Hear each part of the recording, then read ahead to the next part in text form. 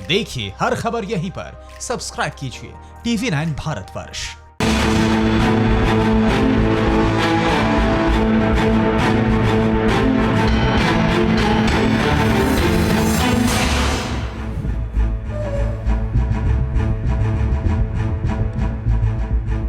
नमस्कार, कैसे हैं आप? स्वागत है आपका। मैं हूं निशांत चतुर्वेदी। हमारे इस खास शो फिक्र आपकी में अब हम आपको बताने जा रहे हैं कि क्या क्या हमारे खास सेगमेंट्स हैं। जरा गौर से देखें आप। सबसे पहले आपके सामने फिक्र का जिक्र होगा, उसके बाद जानना जरूरी है, फिर फिक्र हेडलाइंस और फिर होगा फिक्रनामा। इसके बाद हम आपको दिखाएंगे खबरें पॉजिटिव और फिर जो है सो है। सेगमेंट्स के बाद देखते हैं आज आपकी फिक्र की बड़ी खबरें क्या क्या है।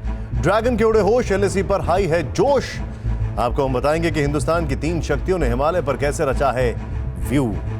अमेरिका की खुली नींद दिखा ड्रैगन का भयानक रूप।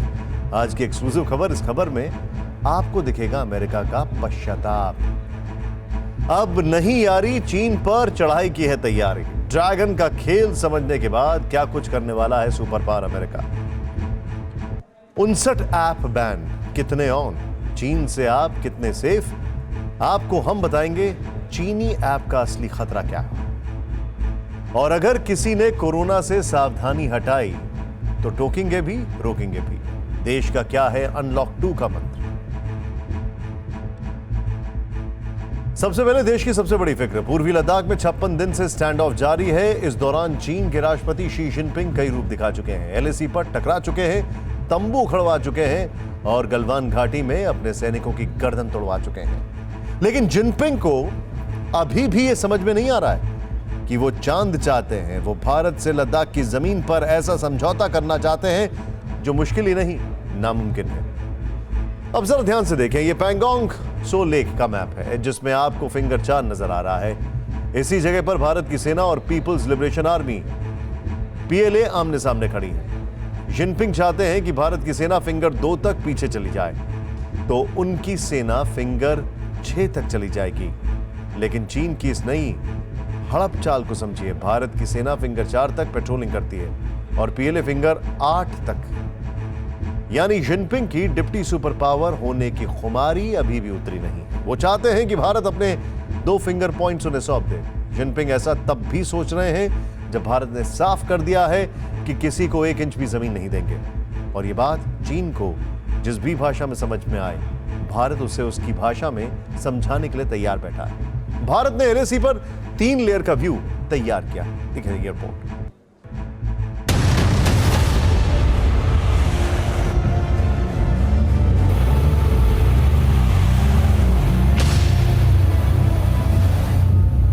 पूर्वी लद्दाख में एलएसी पर आंख दिखा रहे चीन की सेना को हिंदुस्तान 56 दिन से 56 इंच का सीना दिखा रहा है।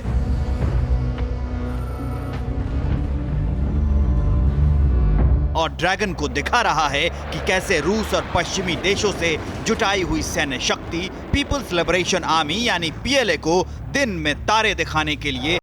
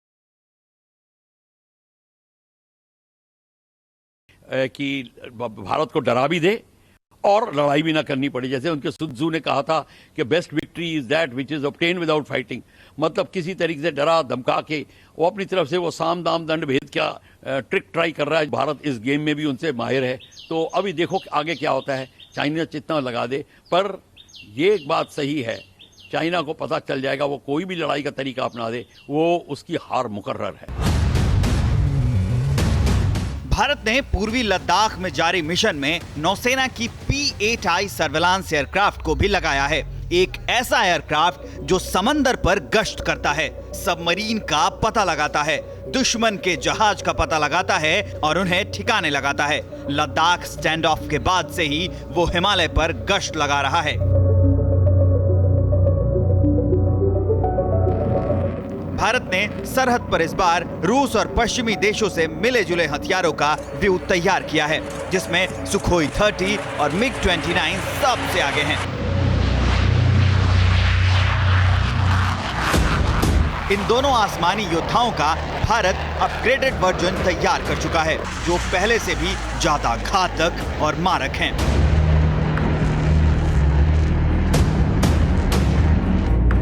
जबकि अमेरिका से मिले अपाचे और चिनूक मल्टी मिशन हेलीकॉप्टर भी पूर्वी लद्दाख में तैनात हैं और अमेरिका के ही अल्ट्रालाइट होवित्जर भी LAC पर तैनात हैं, जो 24 से 30 किलोमीटर तक गोले दाग सकता है।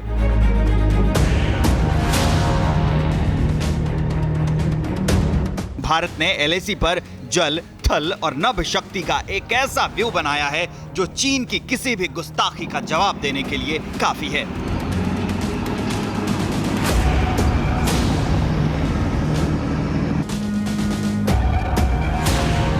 भारत में ही बना एयर वेपन डिफेंस सिस्टम भी चीन के हर हमले के जवाब में तैनात है, तो आकाश मिसाइल भी दुश्मन का सीना भेदने के लिए तैयार है। यानी सीमा पर चीन को बराबर जवाब मिल रहा है और बराबरी से जवाब मिल रहा है।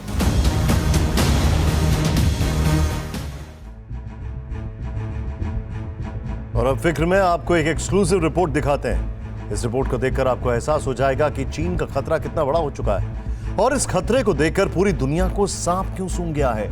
कोरोना के बहाने जब दुनिया की नजर चीन की कारगुजारियों की ओर घूमी है, तो यह पता चला है कि चीन दुनिया के हर देश में सेंध लगा चुका है और हर घर में सेंध लगा चुका है। हर व्यक्ति की निजी जिंदगी में सेंध लगा चुका है और इनमें आप भी शामिल हैं। जी हां, आप भी। और यही वजह है कि अमेरिका पश्चाताप कर रहा है। अमेरिका के राष्ट्रीय सुरक्षा सलाहकार रॉबर्ट ओब्रायन ने पहली बार चीन की मिस्ट्री इकोनॉमी का खुलासा किया है और उनके इस खुलासे में गुस्सा भी है, हताशा भी है और डर भी। कोई कहता है कि वो बिना पंख के उड़ सकता है, आकार बदल सकता है, रूप बदल सकता है, जरूरत पड़े तो आग भी उगल सकता है। कोई कहता है कि उसके जितना खूंखार कोई जीव बना ही नहीं, उसके जैसी खतरनाक चाल किसी ने चली ही नहीं, उसके जैसी तबाही किसी ने मचाई ही नहीं। कोई कहता है कि वो धरती पर कभी था ही नहीं, कोई कहता है कि वो था पर विलुप्त हो गया। कोई कहता है कि वो सिर्फ चीन की कल्पना में ही जिंदा है, राष्ट्रीय प्रतीक ड्रैगन बनकर। लेकिन दुनिया एक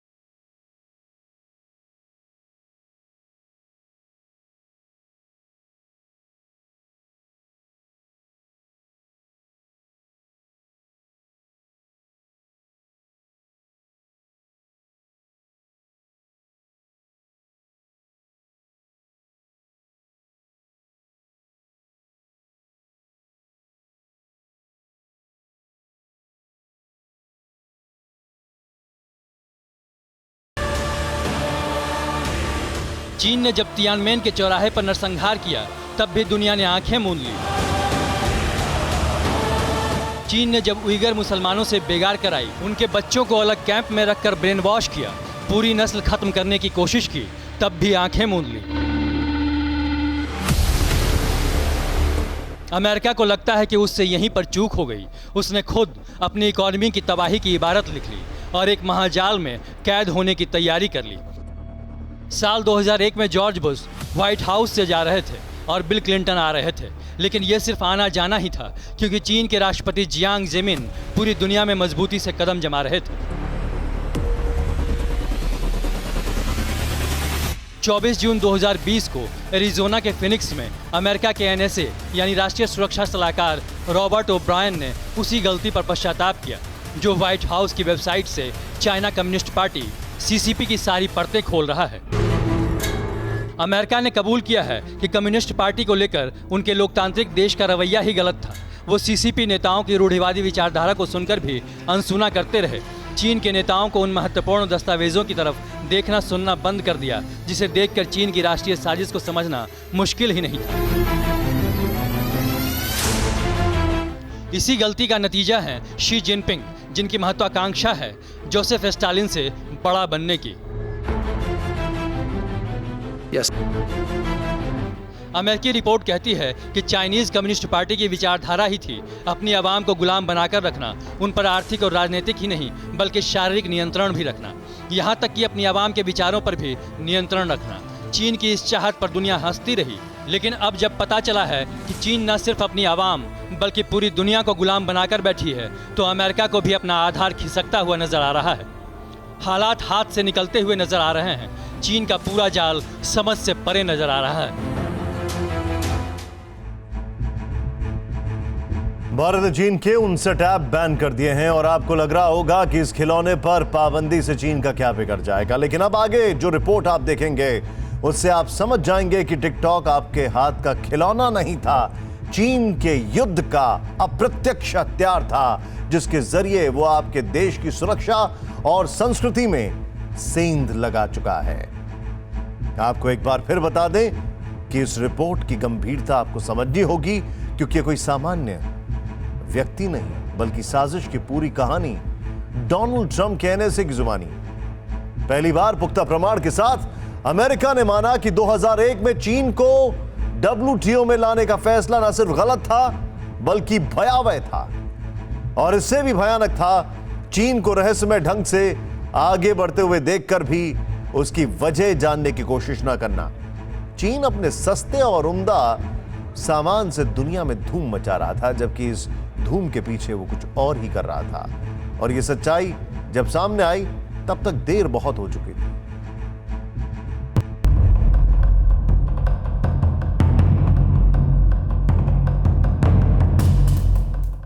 पर्वत से लेकर पठार तक,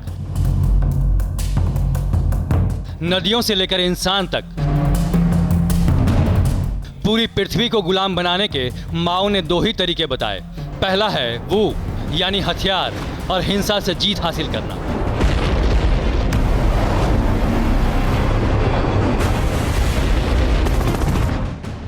दूसरा तरीका है वेन यानी भाषा और संस्कृति से विजय हासिल करना। यही वो लाइन थी जिस पर चीन ग्लोबलाइजेशन के बाद चला और कोई सब कुछ जानते हुए भी समझ ही नहीं सका। चीन का प्रोपेगेंडा और ब्रेन वॉश करने का तरीका पूरी दुनिया जानती है, लेकिन वो माओ के वारिस शी जिनपिंग तक कैसे जारी है। 1 जनवरी से 4 अप्रैल के बीच चीन में 500 लोगों को गिरफ्तार किया, महज इसलिए कि इन लोगों ने वुहान से फैले कोरोना वायरस पर टिप्पणी कर दी थी। चीन इस हद तक अपनी आवाम को कंट्रोल करता रहा और अब अमेरिका भी मानता है कि चीन का ये नियंत्रण सिर्फ चीन तक ही सीमित नहीं है।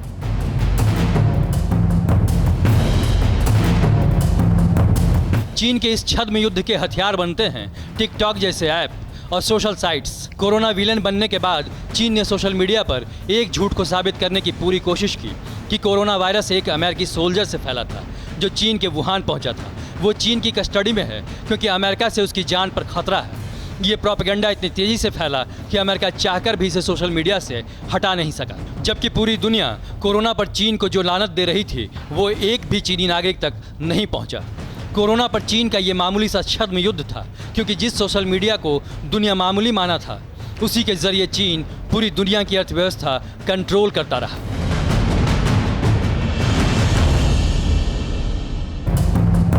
चीन ने न सिर्फ सोशल मीडिया से दुनिया को कंट्रोल किया, बल्कि सस्ते के चक्कर में पूरी दुनिया का डाटा चुरा लिया, और उसी चोरी के दम पर चीन दुनिया के हर इंसान को नचा रहा है और अपनी मनवा रहा है।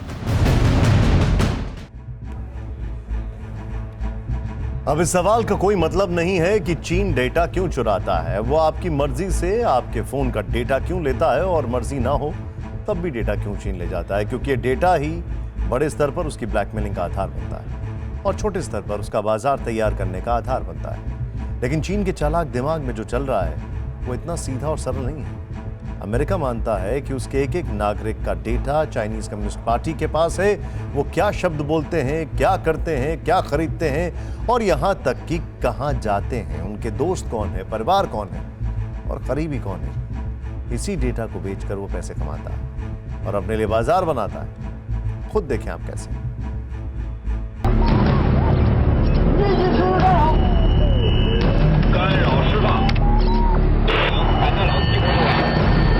चीन ने पूरी दुनिया से टेक्नोलॉजी चुराई और ऐसे खतरनाक हथियार बनाए जो असल से भी ज्यादा ताकतवर निकले।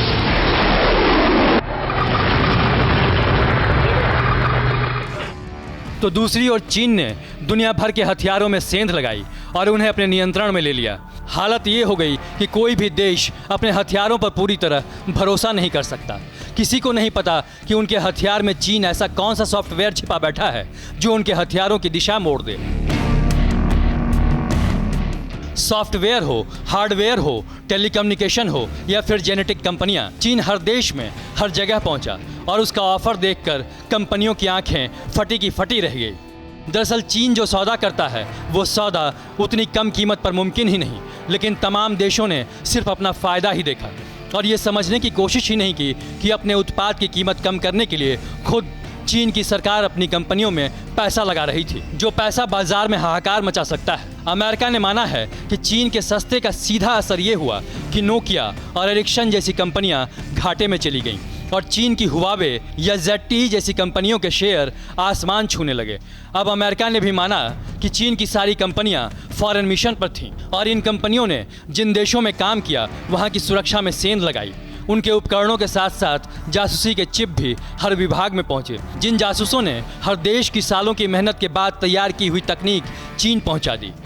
चीन का खेल यहीं खत्म नहीं हुआ। 2013 में चीन ने एंथम इंश्योरेंस को हैक करके 8 करोड़ अमेरिकियों के डाटा चुरा लिए। 2011 में मैरियट का डाटा हैक किया और उनके 38 करोड़ गेस्ट के पासपोर्ट नंबर समेत पूरी प्रोफाइल चुरा ली। अमेरिका ने जो खुलासा किया है उसके मुताबिक जिनपिंग की टीम ने उसी डाटा का डर दिखाकर अहम ओहदे पर बैठे लोगों को बहलाया, फुसलाया, धमकाया और ब्लैकमेल करके अपने मनमाफी की योजनाएं बनवाईं, नीतियां बदलवाईं। जिनपिंग की ये चोरी अमेरिका देखता रहा और खामोश बैठा रहा, तो इसके पीछे भी वजह हैं जो अमेरिका खुलकर नहीं बता रहा। अमेरिका जानता है कि PLA के जिस इंटेलिजेंस विंग को चीन ने स्टूडेंट बनाकर भेजा था, उन्होंने उसकी कौन कौन सी तकनीक चुरा ली होगी, या कंपनियों के उपकरणों ने सुपर पावर की भी सुरक्षा में कहां पर सेंध लगा दी होगी, ये समझ से परे है। चाइना ने हर वक्त टेक्नोलॉजी चोरी करने की कोशिश की। उन्होंने कॉपी पेस्ट किया और अपने देश के अंदर में उसको रिवर्स इंजीनियरिंग से मैन्युफैक्चरिंग किया। जासूसी हर लेवल पे थी, चाहे वो स्टूडेंट था, रिसर्च था, या बिजनेसमैन, या साइंटिस्ट। और उनके जो प्रॉक्सी हैं, जिस प्रकार नॉर्थ कोरिया और पाकिस्तान है, इन्होंने भी इस चोरी के अंदर में बहुत मदद की। कोरोना के आने के बाद दुनिया के चेहरे से चीनी प्रेम का चश्मा उतरा तो दुनिया बदली हुई नजर आ रही है। चीन की आसमान में गर्राहट नजर आ रही है। वो दक्षिण चीन सागर में अमेरिका को ललकार रहा है तो गलवान घाटी में हिंदुस्तान को चुनौती दे रहा है। और शी जिनपिंग की ये हिमाकत देखकर दुनिया अगर हैरान और हताश हो रही है तो उसकी वजह है 20 साल की गलती, जिसने ड्रैगन के एक देश में वाकई एक ड्रैगन को जन्म दिया जो बिना पंख के उड़ रहा है, आकार बदल रहा है, विचार बदल रहा है और आग भी उगल रहा है। यह हमें यह भी समझना होगा कि चीन के लोग बुरे नहीं हैं, चीन के राजनेता और राजनीति बुरी है। हमने पहले भी कहा था कि चीन की सरकार कैसे मायावी चाल चल रही है और उसकी मायावी चाल गलवान घाटी में अभी भी दिख रही है। वो छद्म युद्ध लड़ रहा है। लेकिन अमेरिका के NSA रॉबर्ट ओब्रायन ने जो वेकअप कॉल दिया है उसे अगर हमने आज अनसुना कर दिया तो यह गलती हमें बहुत भारी पड़ेगी। चीन की इस मायावी चाल का खुलासा भले ही अमेरिका ने किया हो, लेकिन ये खतरा हिंदुस्तान पर भी आ चुका है। हिंदुस्तान को भी नहीं पता कि भाई बनकर आया पड़ोसी देश कहां तक जाल बिछा कर बैठा है। चीन के जाल को भारत ने तोड़ना शुरू कर दिया है। भारत सरकार ने चीन से जुड़े 59 मोबाइल ऐप बैन कर दिए हैं, जिसके बाद गूगल प्ले स्टोर और एप्पल प्ले स्टोर से टिकटॉक को हटा दिया गया है। भारत के इस डिजिटल स्ट्राइक पर चीन की प्रतिक्रिया भी आई है। चीनी विदेश मंत्रालय ने कहा है कि उसका देश इस कदम से बेहद चिंतित है। फिक्र आपकी में आज हम आपको बताएंगे कि चीन के ये ऐप्स किस तरह हमारी सुरक्षा और अर्थव्यवस्था के लिए खतरनाक वायरस बन चुके थे। देश में टिकटॉक को दी जा रही है तिलांजलि। टिकटॉक की तिये की बैठक है। आप तस्वीरें देख सकते हैं कि टिकटॉक की यहाँ पे टिकटॉक को श्रद्धांजलि दी जा रही है और यहाँ पर युवा बड़ी संख्या में मौजूद है जो टिकटॉक यूजर थे और यहाँ वो श्रद्धांजलि दे रहे हैं। और लगातार ये तस्वीरें हम एक्सक्लूसिव दिखा रहे हैं TV9 के माध्यम से, किस तरह से यहाँ पे टिकटॉक को श्रद्धांजलि दी जा रही है। कहीं टिकटॉक को श्रद्धांजलि दी जा रही है तो कहीं उसकी विदाई का जश्न मनाया जा रहा है। भारत ने चाइना पे डिजिटल स्ट्राइक की है। टिकटॉक समेत 59 ऐप्स को बंद करने का फैसला लिया गया है। जम्मू में किस तरीके से खुशी की लहर है ये साफ तौर पे आप तस्वीरों में देख सकते हैं। बाकायदे ढोल नगाड़े बजाए जा रहे हैं और मिठाई जो है वो खिलाई जा रही है। और यहाँ पे आप देख सकते हैं किस तरीके से लोग जो है एक दूसरे को मिठाई खिला रहे हैं। मैसेज साफ है, देश की सुरक्षा के लिए टिकटॉक जैसे ऐप से तौबा हमें कबूल है। एकता और अखंडता को महफूज रखने के लिए लाइकी और हेलो जैसे मोबाइल ऐप्स को बाय बाय कहना हमें मंजूर है। चाइना को सोशली बाइकाट करने का यही तरीका है, इससे ही वो खत्म हो सकता है। टिकटॉक बंद करने में वो यूथ अपने पढ़ाई में भी ध्यान देंगे और इससे टिकटॉक से एक ये भी नुकसान था कि लोग टिकटॉक बनाने के चक्कर में अपनी जान तक खो बैठते थे। चाइना को भी सबक सिखाना जरूरी था। हमारे आना ये इसका बहिष्कार करना जरूरी भी है। मेरे हिसाब से तो मेरा समर्थन मोदी सरकार को है। लेकिन सवाल उठता है कि सरकार के एक फैसले से ये 59 चीनी ऐप्स आपके फोन से गायब हो जाएंगे या फिर हमें आपको इसे अपने फोन से हटाना होगा। क्या एक बार फोन से डिलीट करने के बाद इसे दोबारा कहीं और से डाउनलोड नहीं किया जा सकता? आज इन तमाम सवालों के जवाब आपके सामने होंगे। टिकटॉक के अलावा hello, Likee, UC browser, share it समेत 59 चाइनीज ऐप हैं जिन्हें भारत सरकार ने बैन किया है, जिसमें से टिकटॉक को गूगल प्ले स्टोर और एप्पल ऐप स्टोर से हटा दिया गया है। मतलब एक्शन शुरू हो गया है।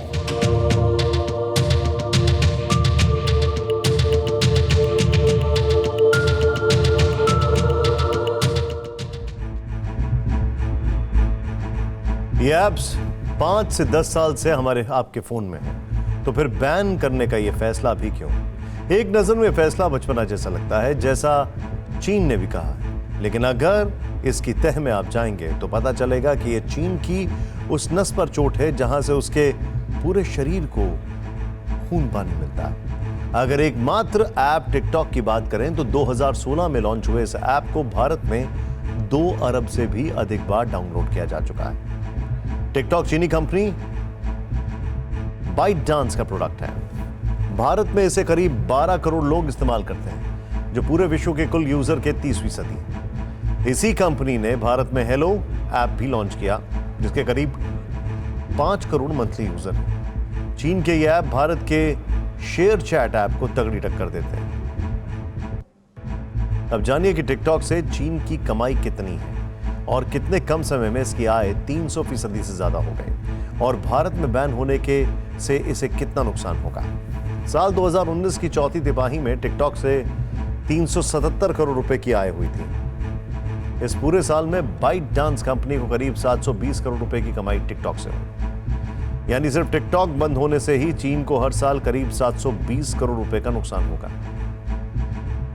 टिकटॉक के अलावा हेलो, लाइकी, यूसी ब्राउजर समेत ऐसे कई ऐप हैं जो भारत में बहुत लोकप्रिय हैं। अब जानिए कि इन्हें कितने लोग इस्तेमाल करते हैं। लाइकी भारत में टॉप 7 ऐप्स में से एक है और देश में इसके 11.5 करोड़ यूजर हैं। चीन को छोड़कर बाकी दुनिया में यूसी ब्राउजर को करीब 1.1 अरब लोगों ने डाउनलोड किया हुआ है।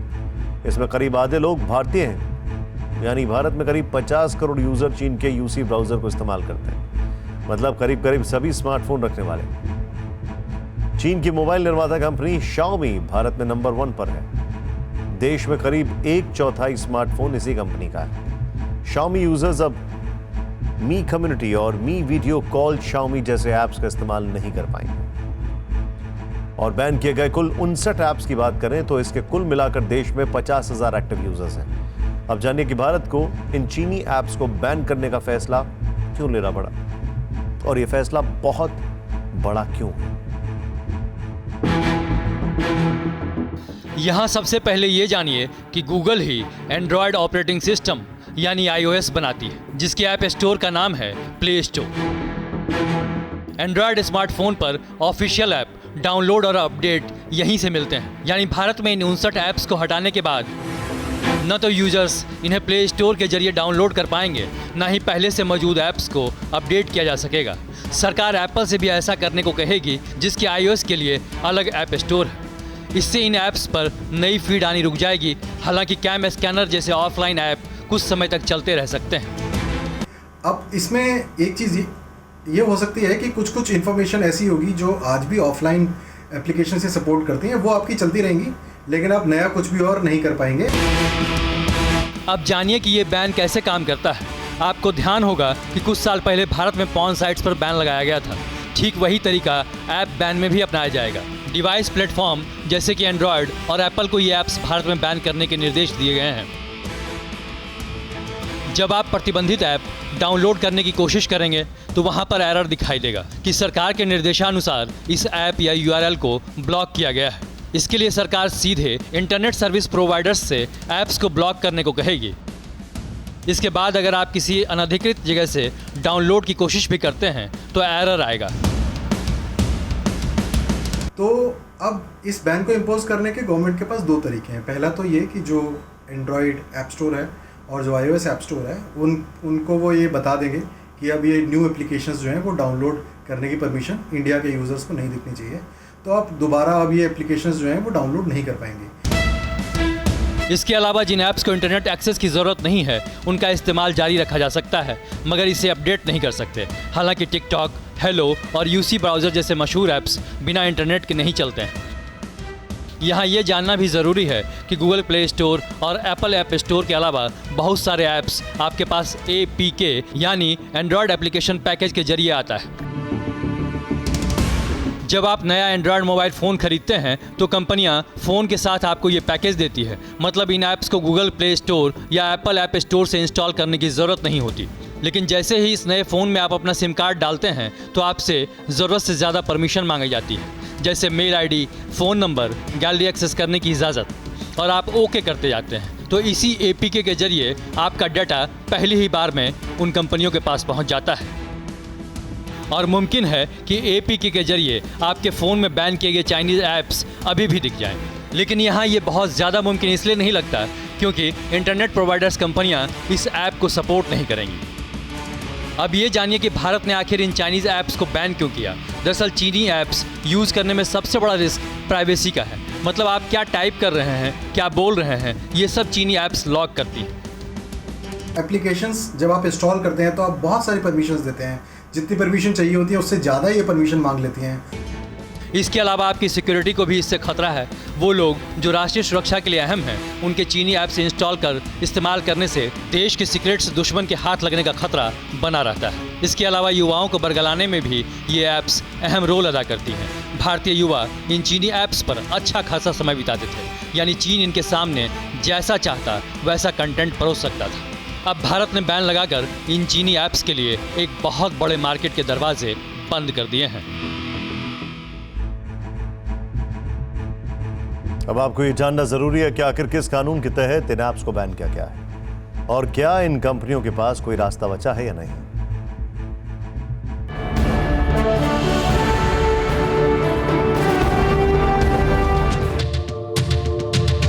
इंफॉर्मेशन टेक्नोलॉजी एक्ट के सेक्शन 69A के तहत इन चीनी ऐप्स को बैन किया गया है। इस बैन का मकसद प्राइवेसी और डेटा लीक को रोकना है। सेक्शन 69A के मुताबिक केंद्र सरकार या उसके अंग पब्लिक द्वारा किसी भी कंप्यूटर रिसोर्स के जरिए जानकारी एक्सेस करने पर रोक लगा सकते हैं। लेकिन इस अधिकार का इस्तेमाल सरकार किन परिस्थितियों में कर सकती है, आप वो भी जान लीजिए। जब केंद्र सरकार या इसका कोई अधिकारी इस बात को लेकर आश्वस्त है कि ऐसा करना जरूरी है, देश की एकता और संप्रभुता के हित में, देश की रक्षा और सुरक्षा के लिए, विदेशों से दोस्ताना संबंध बनाए रखने के लिए या फिर पब्लिक ऑर्डर बनाए रखने के लिए, केंद्र सरकार ने भी देश की सुरक्षा, संप्रभुता और अखंडता को खतरा बताते हुए 59 चीनी ऐप्स को बैन किया है। अगर इस प्रतिबंध का पालन नहीं होता है तो 7 साल तक जेल और जुर्माना देना पड़ सकता है। अब सवाल उठता है कि क्या जिन ऐप्स पर बैन लगाया गया है, क्या अब उनके पास कोई विकल्प नहीं है? उनके सारे रास्ते बंद हो गए हैं? तो इसका जवाब है नहीं। अभी भी फौरी तौर पे इन कंपनियों को सरकारी एजेंसियों के सामने अगले 48 घंटे के भीतर सरकार की ओर से बनाई कमेटी के सामने सफाई देनी है। इसमें आईटी, गृह मंत्रालय, सूचना प्रसारण मंत्रालय और कानून मंत्रालय के अधिकारी शामिल होंगे। इसके बाद कमेटी तय करेगी कि बैन जारी रखना है या हटा दिया जाए।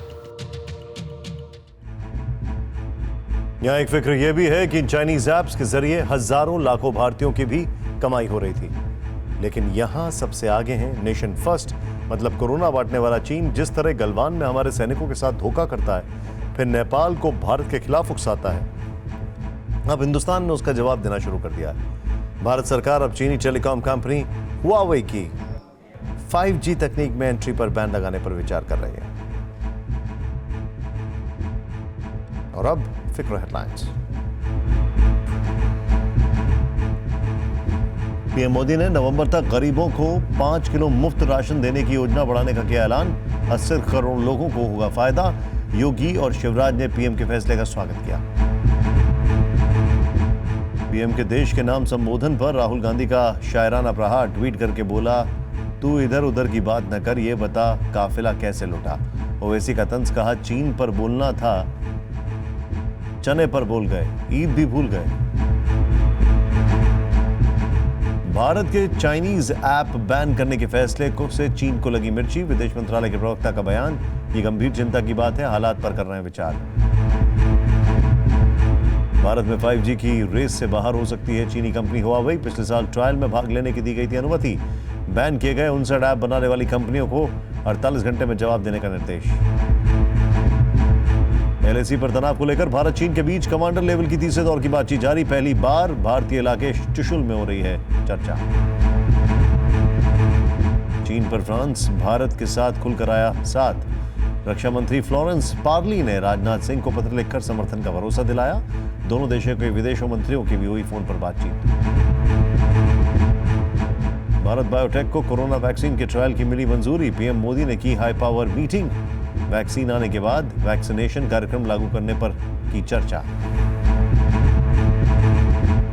भारत पर हमला करके उल्टा फंसे नेपाल के पीएम केपी शर्मा ओली। अब पार्टी ने ही मांग लिया इस्तीफा।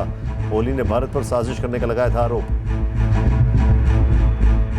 पाकिस्तानी उच्चायोग के कर्मचारियों और उनके परिवार को वाघा बॉर्डर के रास्ते भेजा गया वापस। हाल ही में भारत ने पाक एम्बेसी को 50% स्टाफ कम करने का दिया था अल्टीमेटम।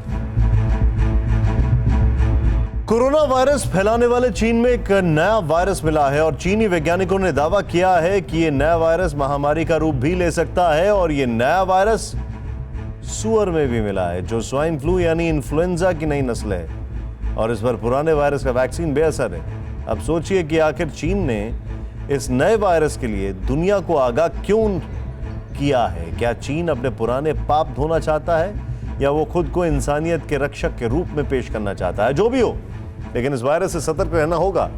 इस नए वायरस पर एक रिपोर्ट। दुनिया में वायरस फैलाने वाला चीन,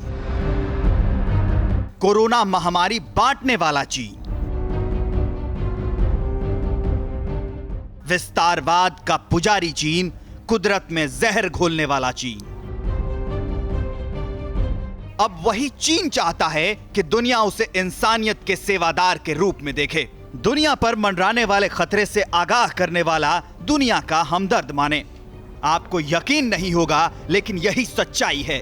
जिस चीन ने दुनिया में कोविड-19 जैसा वायरस फैलाया है, उसी चीन ने अब फ्लू का नया वायरस खोजा है और दुनिया को इसे लेकर आगाह किया है। चीन के वैज्ञानिकों के मुताबिक फ्लू की नई नस्ल कोरोना वायरस की तरह ही महामारी का रूप धारण कर सकती है। पूरी दुनिया में इस नए वायरस से तबाही मच सकती है। चीनी वैज्ञानिकों का दावा है कि नया वायरस सूअर में मिला है, जो इंसानों को संक्रमित करने की ताकत रखता है और ये कोरोना से ज्यादा फैलने में सक्षम है।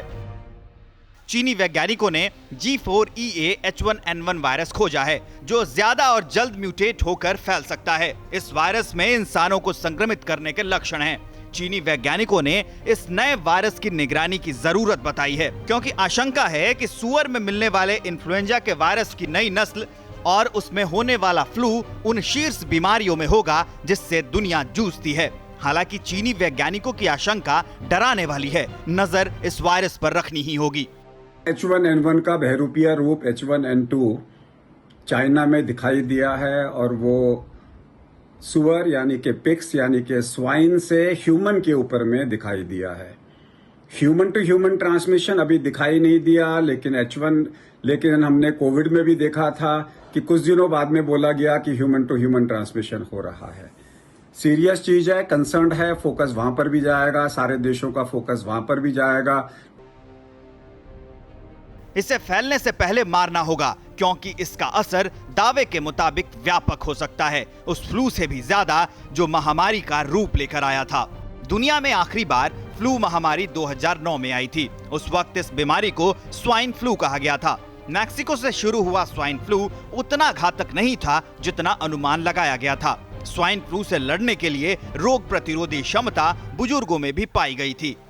इसके बाद इस वायरस के लिए वैक्सीन भी बनाई गई। ये वायरस A/H1N1 PDM09 अब हर साल लगने वाली फ्लू वैक्सीन के अंतर्गत आता है। लेकिन चीनी वैज्ञानिकों ने जिस नए फ्लू वायरस की पहचान की है, उसमें 2009 में मिले वायरस के मुकाबले ज्यादा बदलाव हैं। इस नए वायरस से हालांकि अभी तत्काल कोई खतरा नहीं है, लेकिन इस पर निगाह बनाकर रखना होगा, क्योंकि खतरा कोरोना महामारी के बीच नई वैक्सीन आने का होगा। नया वायरस G4EA-H1N1 पुराने वायरस से ज्यादा शक्तिशाली है। मौजूदा फ्लू वैक्सीन इस वायरस पर बेअसर साबित हुई है। कोरोना संकट के बीच नए वायरस की वैक्सीन बनाना चुनौती है।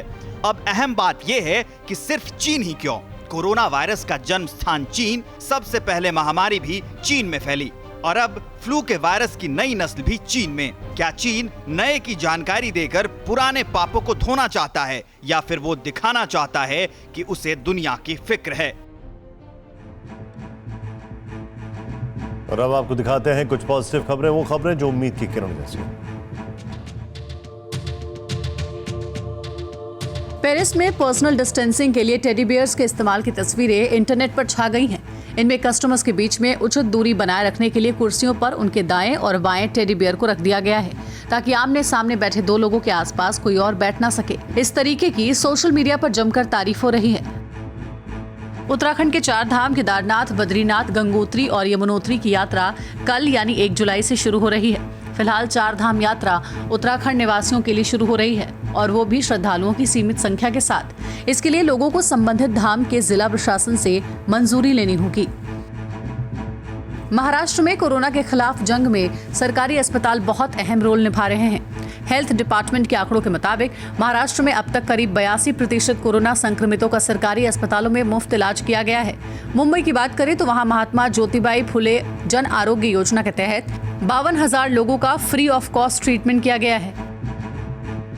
मध्य प्रदेश में सरकार 1 जुलाई से कील कोरोना अभियान शुरू करने जा रही है। इसके तहत 15 दिन में 2.5 से 3 लाख कोविड टेस्ट कराए जाएंगे। हर दिन 15 से 20 हजार नमूने लिए जाएंगे। मध्य प्रदेश में इस वक्त प्रति 10 लाख आबादी पर लगभग 4,000 टेस्ट हो रहे हैं, जो इस अभियान के तहत बढ़कर करीब 2 गुने यानी 8,000 हो गए हैं। घर घर सर्वेक्षण कर कोविड-19 के साथ ही अन्य बीमारियों की जानकारी भी जुटाई जाएगी। ऑटो हब कहे जाने वाले मानेसर की फैक्ट्रियों में कामकाज लगातार पटरी पर लौट रहा है। देश की सबसे बड़ी कार निर्माता company Maruti Suzuki India limited के मानेसर प्लांट में कर्मचारियों के काम पर वापस आने का सिलसिला जारी है। इसी तरह हीरो मोटोकॉर्प, होंडा मोटर्स और स्कूटर्स इंडिया की फैक्ट्रियों में भी लॉकडाउन के दौरान अपने अपने गांव लौट गए लोग अब काम पर वापस लौटने लगे हैं। कोरोना संकट की वजह से शहरों में काम करने वाले मजदूरों के वापस अपने जिलों गांव लौटने की वजह से मनरेगा में काम की मांग में 86% की बढ़ोतरी दर्ज की गई है। मई में पिछले साल जहां 6 राज्यों के 116 जिलों में 48,22,000 लोगों ने मनरेगा में काम की मांग की थी, वहीं इस साल मई में 89,83,000 लोगों ने मनरेगा में काम के लिए आवेदन किया है। क्या आपने कभी रंगीन कपास के बारे में सुना है? नहीं ना, लेकिन ऑस्ट्रेलिया के वैज्ञानिकों ने रंगीन कपास तैयार करने का दावा किया है। Commonwealth scientific and industrial research organisation के मुताबिक अब कपड़ों को केमिकल रंगों में रंगने की दरकार नहीं रह जाएगी। इसके धागों से बने कपड़ों में सिलवटें भी नहीं पड़ेंगी। दुनिया में भी 60% से ज्यादा पॉलिस्टर कपड़े बन रहे हैं। 1 किलो कपड़े को रंगने के लिए 1000 लीटर पानी बर्बाद होता है। और अब देखते हैं जो है सो।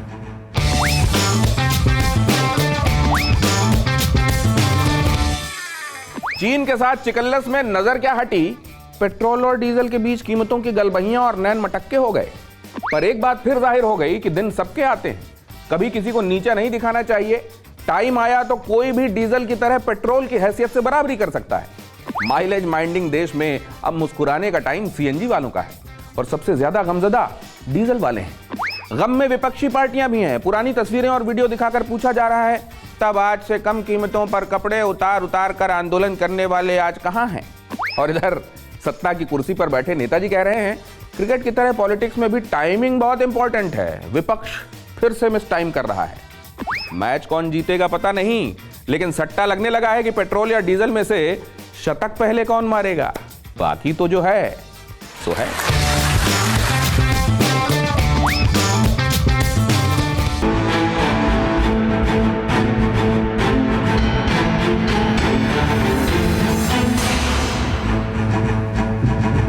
TV9 network 6 languages, Hindi, English, Telugu, Kannada, Marathi and Gujarati.